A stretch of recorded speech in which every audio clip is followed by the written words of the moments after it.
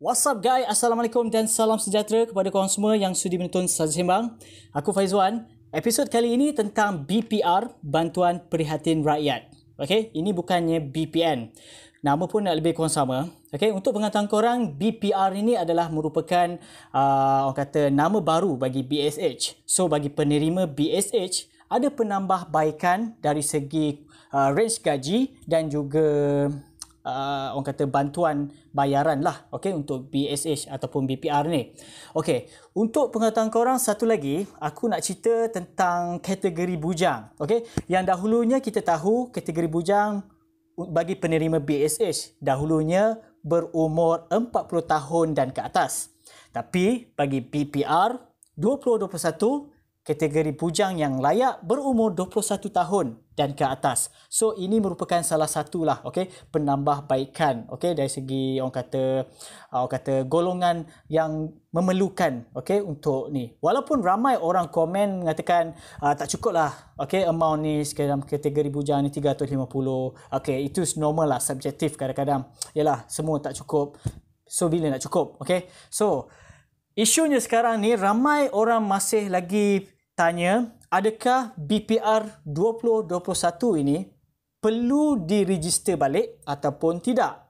Okey, bagi BSH sedia ada, data korang semua dah ada dah dalam LHDNM. Okey, maka korang tak perlu buat apa-apa. Melainkan kalau korang perlu nak kemaskini dari segi kategori tertentu. Maksudnya kategori pasangan ke ataupun maksudnya dah kahwin, tiba-tiba tak kahwin, ataupun daripada bujang nak pergi ke kahwin, maka korang boleh buat kemaskini. Okey, ingat, bagi sesiapa yang maintain, relax, kan? Maksudnya korang tak perlulah buat apa-apa langsung. Okey, itu yang aku dapat feedback daripada orang kata Facebook pihak LHDNM sendirilah, dan juga segala artikel berita-berita yang dikeluarkan oleh Sinar Harian, Harian Metro dan sebagainya lah. Okay, ini just macam orang kata informasi yang aku nak share dengan korang. Sebab melalui aku punya style sekarang ni tanpa edit video, so aku on the spot je aku nak maklumkan dengan korang pasal BPR ni apa. Dan ramai juga orang tanya, adakah BPR ini gabungan antara BSH dengan BPN? Bukan, okay. BSH, okay, BPN. Yang mana kita tahu BPN, Bantuan Prihatin Nasional, still lagi buka, okay, permohonan baru sehingga 15 November 2021.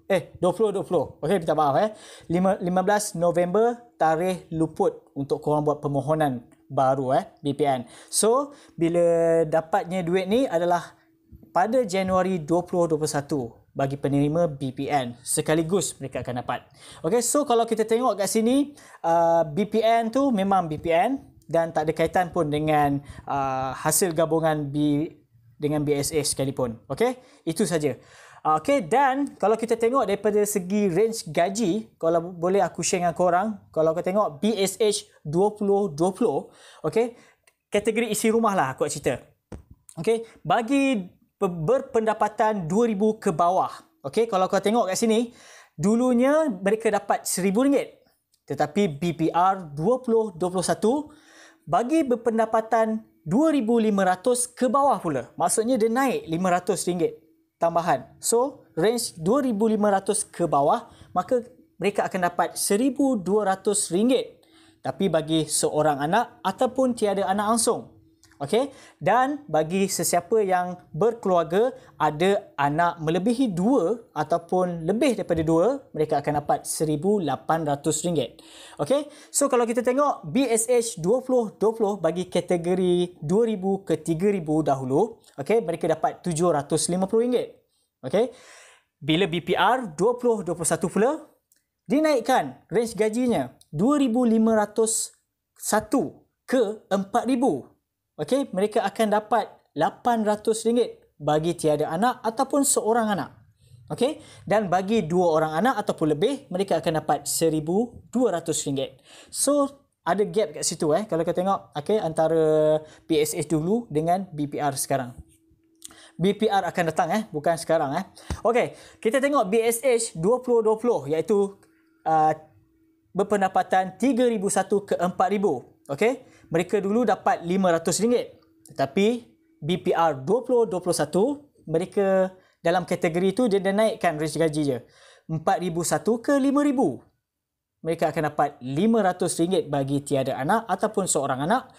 Dan jika diorang ada 2 orang anak ataupun lebih, mereka akan dapat RM750.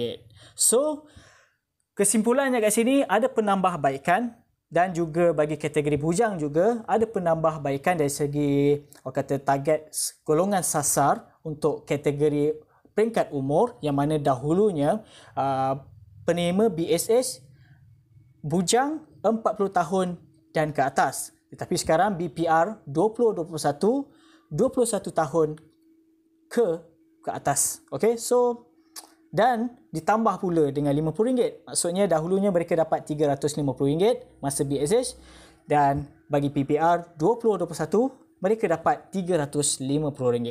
Okey, dan pembayaran ini sebenarnya bayaran secara berperingkat, okey, seperti biasalah. Okey, dan itu sahaja aku nak share dengan korang dalam episod kali ini. So diharap sedikit sebanyak, okey, walaupun tersasul. Sebab apa? Aku buat video ni pun tanpa edit, okey, memberi manfaatlah kepada korang dan orang di luar sana.